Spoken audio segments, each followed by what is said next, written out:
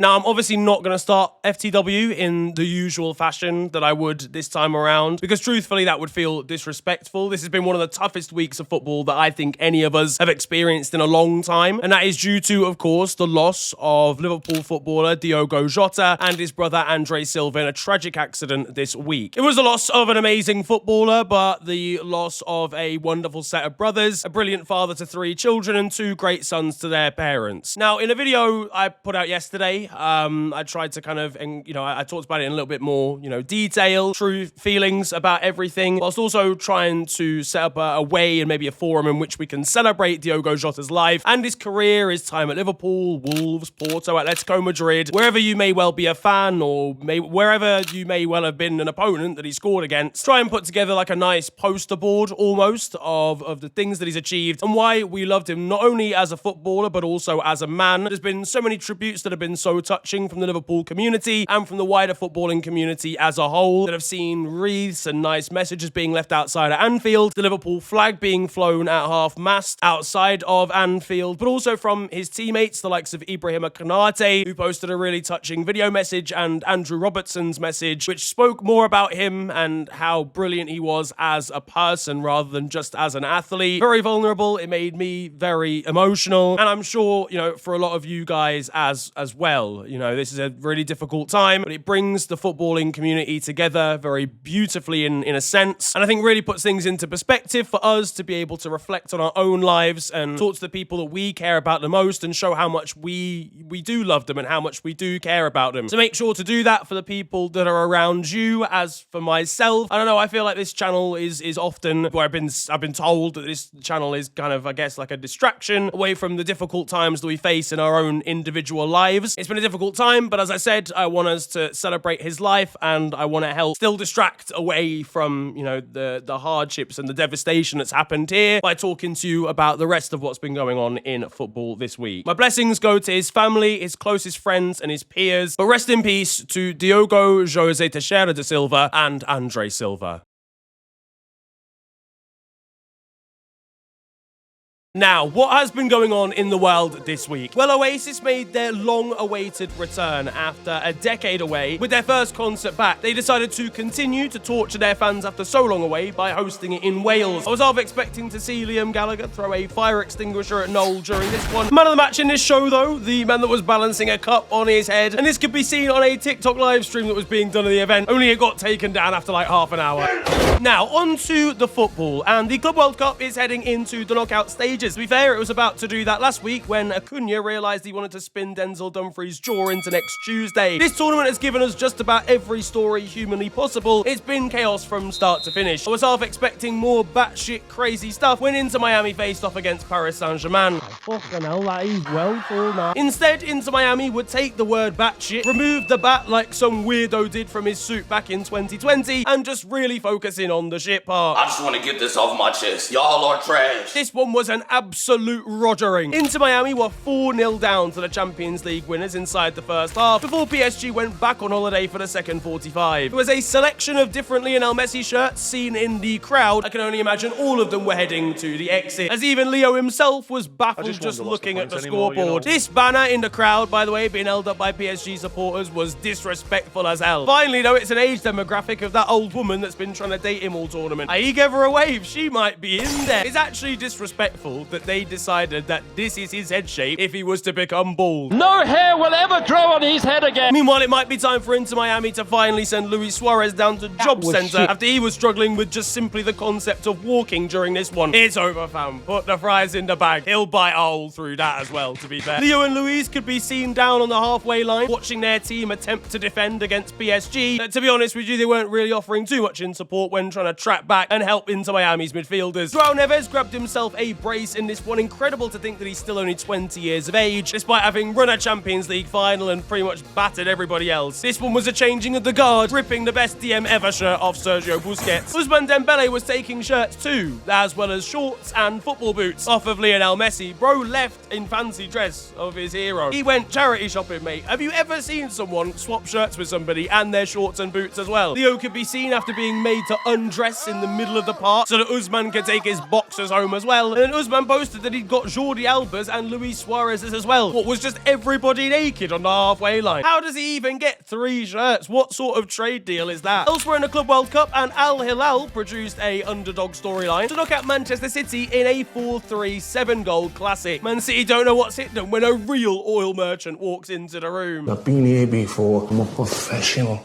This is what I did. Rodri looked like he was about to cry, to be honest, down on the sidelines. The next picture in his camera roll isn't gonna be as good as the last. I'll be honest, he has been a different man since he uninstalled his knee last season. Al Hilal fans couldn't believe what they were seeing as they knocked out one of the tournament favourites. This supporter may be becoming a Manchester City-related meme forever with this celebration. Bro, his glasses made a bid for freedom. Ex-Manchester City wing-back Joao Cancelo could be seen giving it large to Pep Guardiola on the way home. Now, mate, just because you lost. I didn't call you baldy. Meanwhile, Western Sydney Wanderers in Australia said that beating Al Hilal isn't for everybody. There were a grand total of 47 shots in this game, by the way. None of them scored, though, by number 47. In an absolute humdinger of a game, even though it was only 1-0 at half-time. It could have been even more goals, though, if it wasn't for Yassine Bounou in between the sticks of Al Hilal, bringing out this incredible save. It was a little bit too emotional for Al Hilal's president. Meanwhile, this in a week where Cristiano Ronaldo claimed the Saudi Pro League was a top 5 league in the world. Look at us, man. We did it. We proved it to the masses. What, you're not even in this tournament. I can't believe it. What a joint enterprise. You didn't do anything. Fucking, my ankle's still broken here. Meanwhile, Erling Haaland's highlights of the game, not quite as favourable. Now, but if we have got to break this one down, by the way. How does this baby look this much like Erling Haaland? On a genuine level, this baby is mad. I already know it cries differently to the other babies in the area. Good shit, but that's all it is. Best believe this baby's causing a ruckus every time it goes for a sprint through the nursery. Manchester United will be making a bid. Rasmus Højlund didn't work out as a Haaland alternative. You might as well pre-save his baby clone. Fluminense also produced a shock. A 2-0 victory over Inter to send the Serie A side packing at the round of 16. Inter are having a bad month, you know. They missed out on Serie A, lost out on the Coppa Italia, lost in the Champions League final, and now they got dipped by the Brazilians. Fluminense took the opportunity to send a dig over at Botafogo and Flamengo, asking how the weather is in Rio now that they've been sent home. It's a certified shithousery award, mate. This is a Fluminense side that, of course, has Diogo Silva in it at the age of 40. Captaining his side to the quarterfinals of a Club World Cup at that age is genuinely incredible. What a footballer. But, like, if you're Inter, you're fuming. Thiago Silva's pelvis clicks when he walks down the stairs and he's beaten you. To be fair, that's the case for most of Inter's squad as well. Their average age dates back to 1958. They can't do extra tournaments like this. They actually have to fix up this window or they face falling apart. Inter Milan, I feel like. They've lost out on all momentum. They seem to have lost their vision and lost their way. They've lost their manager as well to Al Hilal. They need to freshen things up or become, I don't know, like Roma or something. Maybe we need to have a serious conversation about UEFA, you know, after Man City and Inter's results here. Today I feel disabled. Chelsea were at least holding it down for UEFA, although I guess Benfica would have been as well, because they're... Forget I said anything. They beat Benfica. It was 1-1 at full time, but Chelsea would race forward into an extra time lead to win 4-1 and ultimately make it into the quarterfinals as Benfica ran out of steam. Not that anyone was there to witness it. Supporters in the area missed 3 strikes. And that was just the lightning. We had a 2-hour delay in this one just to play the final 5 minutes. Just allow it, man. Let everyone go home. Benfica's subs could have gone home, showered, napped, eaten their dinner, watched a film, and then made it back in time for extra time. It's all a bit woke, to be honest with you. If this was sports day, we'd still be doing 1,500 meters. I could get hit by the lightning and Mr. Mellor's still telling me I've got to do the bleep test. Oh my God, I'm seeing 2,000 electrical volts. What? Oh yeah, I guess they're measured in watts actually, in reality. No, what time did I ask? If I can survive having meningitis for the last 6 years and this kid can get up off this stretcher, bro. I served in Vietnam, fam. I didn't even have to be there. And what, my man sparked out by a bit of electricity? That was a good bar actually, but still, get him off the stretcher. This game ended up being 4.5 hours in total, and did the storm even happen? They evacuated the stadium. Not that that actually had any influence on the attendance figures for the game. As I said, local fans in the area missed 3 strikes late, and that was just Benfica's defenders refusing to go into work after extra time. Christopher Nkunku actually looked like a competent footballer during this game. The balloon that's been in his sock was finally getting some air after being there for 11 months. His house going into the Club World Cup was getting a little bit cluttered. Man, even Kieran Dewsbury Hall got himself a goal. That's the levels here. Chelsea, though, into the quarterfinals. Another side heading to the final 8 are Bayern Munich, who defeated Flamengo in this one. Harry Kane grabbed himself a brace, but the best goal in this one came from Gerson, who hit the ball with the power of all South America. Shit! must have a foot like a traction engine. At Chelsea versus Flamingo, Enzo Maresca saw an insta-baddie in the stands. There was also some stuff from Japanese side Urawa Red Diamonds, who after leaving the stadium for their final group stage match decided to clear up after themselves. Meanwhile at Palmeiras, and finally we've got an effective way of dealing with the heat at the Club World Cup at the moment. Meanwhile, there were emotional scenes for Al Hilal and Joao Cancelo and Ruben Neves, who held a minute's silence for their dear friend Diogo Jota. I don't know, man, I love the fact that they were willing to do this and brave enough, but I just don't feel like they should be playing a match like so soon after that's happened. That tournament is still firmly going on, but one that is now over is the Under-21 Euros, which has been won by England in the Winston Churchill derby after defeating Germany 3-2 in the final. Harvey Elliott scored a mountain of important goals in this one and was made the player of the tournament. He found a way to rub that into Germany players' faces at full time and can now be seen banging on Thomas Tuchel's door for a senior call-up. Hey friend, open the door. If I'm Germany though, I'll be arguing with England online about the fact that he's actually 22 and therefore doesn't qualify to be in an under-21s tournament. The future though may well be bright for the next generation of England, though they'll be left disappointed when they arrive at training and realise that they've got to play with Kyle Walker. At Arsenal, and there's confirmation that they have signed Kepa Arrizabalaga coming in from Chelsea. We've got live scenes of Mikel Arteta anytime a player gets unregistered at Chelsea Football Club. You want a job? Come to me. Wallahi, I'll get you a job. It's always their scraps, man. I don't understand why. They want Noni Madueke as well, who, don't get it twisted, is a good player within his own right. But it's always that footballing establishment. I just know that Declan Jollof Rice will be looking to integrate with Madueke when he walks through the door at the Emirates. I am not as you're a mad guy, you know, still. Why stop there, man? Mikel Arteta will be realising he can look like Enzo Maresca if he shaves his head as well. I heard Mikhailo Mudrik's going relatively cheap at the moment. All you got to do is offer him some ketamine and he'll be straight through the door. Over at Liverpool now, our big money signing, Florian Verts, had an interesting request when it came to the song that he wanted to be played during his medical. What do you like? It's going to be something I know, or do you want to type it in? Maybe Burna Boy or something. Burna Boy? Florian Verts likes Burna Boy. You're one of us now, man. Hey, shy yo. I just know that Curtis Jones will be trying to impress him when he walks into training. Meanwhile, Harvey Elliott will be hoping to go back-to-back with him at a press conference in August. Staying on the theme of new signings, and Joao Pedro has joined Chelsea officially this week for about £55 million. Chelsea higher-ups clearly sick of utilising a striker who's violent and gets himself sent off all the time. So they replaced him with a striker who's violent and gets himself sent off all the time. London is officially red for the cards that he's going to be getting. And the blood that he's going to be spilling. It's another player as well for Chelsea. Where the fuck does this guy play? Like, it's been the same with Felix and Kai Havertz. They always sign this exact type of player where he's not actually a number 9, but he's kind of a bit of a striker. And either way, for Brighton, they're laughing again. Their owner must be loving life when he gets a phone call and sees that it's Todd Bolley on the other end. There's going to be changes to Premier League TV coverage next season. Apparently, we're going to get interviews for substitutes and during half-time. Can't wait to see Darwin Núñez confused real time when he thinks he's allowed to be subbed back on. If we see Kyle Walker back in the Prem next season, that's going to create some spicy scenes. And I appreciate my fans also. My wife and my girlfriend, my wife, sorry to say. I'm so sorry, my wife. Rizzle, I love you so much. If you think I'm getting subbed off in the Prem and then doing interviews afterwards while my friends are behind me, you must be out of your damn mind. Let's come to watch and what you do? What, man, I'm getting benched off the 45s and that. Crystal Palace's Ebere Eze was pictured alongside Richard Branson playing chess this week. Ebere has actually won chess tournaments before and is clearly very good at it. Tottenham fans, well, they'll be trying to move his piece to N17. Checkmate. Whoa, hey, yo, listen, we don't spend money around here. I don't want to write a check to anyone's mate. Imagine him trying to teach Richarlison chess. Brother will just 2-foot tackle the table. Chelsea were handing out slaps to their players this week, and we were made aware of the fact that they clearly all have burner Twitter accounts.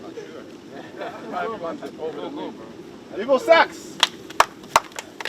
Evil Saka. They know about Tyreek George being evil Saka. I love it. Over at Wimbledon at the tennis, and Olivia Rodrigo and Roy Hodgson were sat next to each other. I can't believe these two might have actually ever interacted. That is what is going on here. He'll be left fuming when she starts singing mid-set. You know, let's not take the piss here. At Liverpool, and we've announced the signing of backup goalkeeper Freddie Woodman, though I don't think Jamie Carragher's all too pleased about the signing. I would just stop it there. We go in a little bit closer. We all know Alisson was injured and there's nothing really we could do about that, but You've got Woody from Toy Story. Meanwhile, on the theme of Liverpool, and one of his former teammates, Steven Gerrard, was left completely bemused at a meet and greet. Look, listen, I'd react the exact same, but you gotta keep things calm under wraps right now, you know. On the theme of Steves, and there's a lot of them over at Blackpool. Their entire coaching team is called Steve or Steven, and that's gonna make things pretty confusing next season. Everyone turning around when someone asks to speak to Steve mid-rondo. There's been a lot of inclusive football going on recently, including the Cerebral Palsy Cup this week, and the Deaf Cup final as well, where the interpreter who was doing sign language on TV decided to get involved in the celebrating too. Now, over in Spain, and Lamine Yamal has got himself a new kit number. It's highly anticipated he is swapping number 19 for number 10, and it led to the most shirts sold in a day ever by Barcelona Football Club. Ever, you know. These lot have had Messi for every year in most of his career. Ronaldinho never did this. Martin Braithwaite never did this. Yeah, honestly, obviously very well deserved and pretty iconic, let's be honest here. A number, of course, that Lionel Messi sported during his time at Barca, but one for Lamine Yamal that commemorates the age gap between him and Fatih Vazquez. Nah, sorry, that's still all a little bit mad in other news for Barca, and there's the revelation that they've only just finished paying for Felipe Coutinho, Lionel Messi, Samuel Umtiti, and former manager Ronald Koeman. Mate, Umtiti signed, left, fallen off completely, recovered his entire career and joined Lille, and he's only just got paid for his time at Barca. Their next financial level was clearly just not doing their invoices. To be fair, with the amount that Felipe Coutinho cost them, I wouldn't have been surprised if they were still paying him off in 2045. These lot are doing up Klarna at this point. Lionel, meanwhile, will have been arguing with his accountant when he said he'd be getting paid €4.50 this week. Let's be honest, he was probably distracted during negotiations when Barca said they'd pay him across the next 8 business years. Thibaut Courtois was involved in a wholesome family reunion as he went to meet some giraffes again. And an amateur side from Spain are the champions of Europe. Yep, that's right, the UEFA Regions Cup, which is exactly what it says on the tin. It basically gets amateur sides together from various regions, maybe not necessarily nations, but regions across all of Europe. They compete in a European tournament, and Aragon won it this time around, so big congratulations to them. In Germany, Manuel Neuer, Thomas Müller, and Joshua Kimmich decided to do fancy dress. What the fucking hell's happening? Meanwhile, there's been drama at Borussia Mönchengladbach, where Florian Newhouse has been fined and demoted to their under-23s after videos emerged of him on holiday talking about the club's sporting director, calling him the worst manager in the world. That's actually kind of crazy. Newhouse has made 220 appearances for Gladbach in his time there, but he might want to find a new house in a different city because he sure as hell ain't playing there again. But look, listen, Gladbach, if you're looking for a decent baller to replace him, look no further than Holstein Kiel's mascot, who's got tech for days. Yeah, this poor kid ain't making it, fam. You can't get nutmegged by the mascot. That's insane. In Italy, and Mario Balotelli is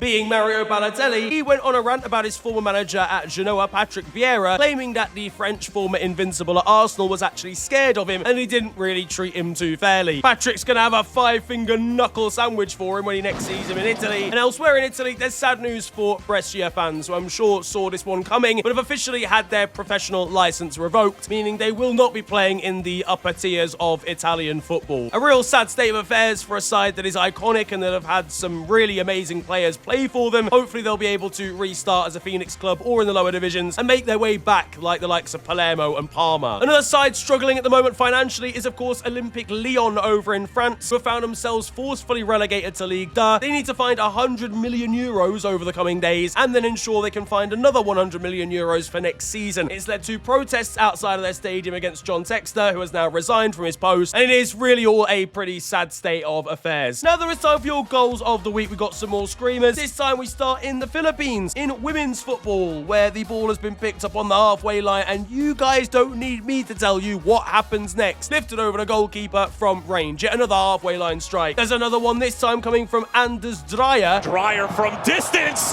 Oh my goodness, that is out of this world! And finally, at the Gold Cup, Jorge Alvarez has picked up the ball from range. Not quite as far, but still a spectacular finish into the top corner. Hello all, and welcome to The Beautiful Game, the segment where we take a look at the poetic and brilliant side of the game that we love. We are back, by popular demand, for yet more glorious beauty.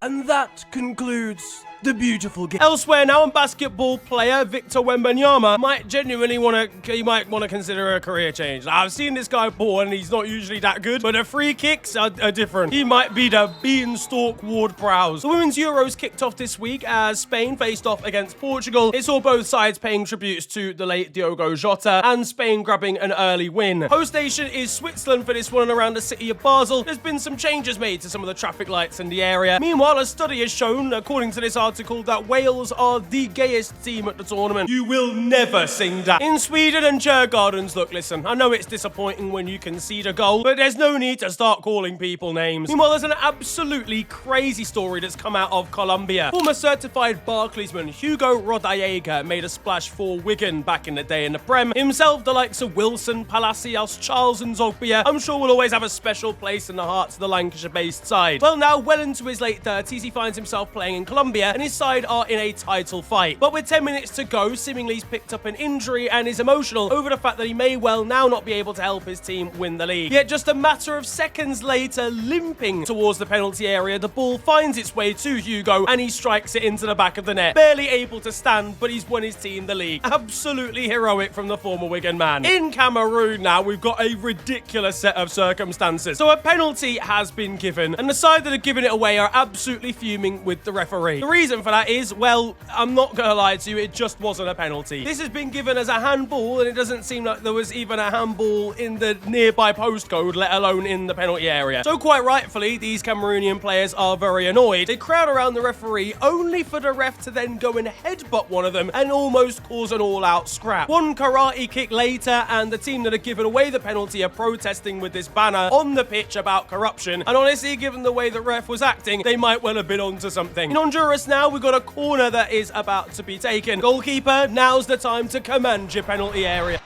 Oh, it's punched by Medjivar, and it's a disaster! He's a complete fraud. He'll be commanding a £3.50 fee is what he'll be doing instead. There is at least some skill coming from this futsal player who's clearly learnt from Curlon, the old Brazilian player, with his seal dribble that he's trying to pull off the same thing and has actually managed to score here as well. A disgraceful bit of skill and finish. In Peru, there's not quite as much delicacy going on. We've got a player down injured and his opponents are going to help him off the pitch. The beautiful game, or just the game, really, at best, if we're going to be honest. Elsewhere now, and we seem to have had a new sport created, which is quite literally the combination of football and boxing, and I think they just beat the lights out of each other whenever they fancy. I get the feeling there's no rules for this one, not gonna lie to you. Technically, we're taking a trip over to cricket this week. Yeah, well, it's not quite the same as before. And a snake is on the pitch during an ODI, so that's where Trent Alexander-Arnold went. I'm joking. The new championship fixtures list has been released, and Bristol City are dishing out the spoilers, unfortunately, suggesting they're playing everybody twice. Kwame Poku had been linked with a move to Rangers in Scotland, only for that deal to fall through and instead signed for Queen's Park Rangers in the championship. They responded by saying he'd signed for the Rangers. Yeah, it's a shithousery award. Meanwhile, there is a quite astounding situation going on at Sheffield Wednesday, and it has been for a little while. Yet another club owned by a useless owner who's crept through the cracks of the EFL's owner checks. They are run by Dayfon Chansiri, who is basically keeping the club at ransom at this point, hasn't paid a lot of the players. Some of them now gone on strike, in essence, and walked out in pre-season, and there is a very real possibility of the complete collapse of the football club. Protests and boycotts are, of course, expected, with their manager leaving and, as I mentioned, players handing in their notice, which they're allowed to do once wages have been delayed for 2 months back to back. One Sheffield Wednesday fan was urging big accounts to get involved and tell the story, tagging myself and Sabrina Carpenter. Why are we in the same tweet? I have no idea. Honestly, didn't know Sabrina Carpenter was a Sheffield Wednesday fan, not gonna lie.